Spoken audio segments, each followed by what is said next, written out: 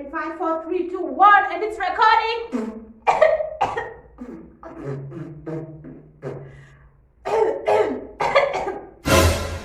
No, it's not corona. It's not corona. It's this hair. I know I play too much. I know.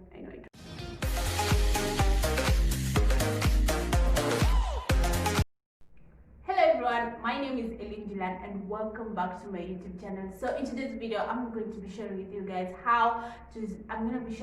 different styling tips that I use to style my twists.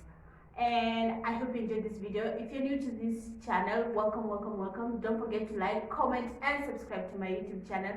Share as much as possible and welcome. So the things you're going to be needing for this styles and everything, they're just two things. So the number one thing you're going to need is this yarn, uzi. In Swahili, in Kenya we say uzi.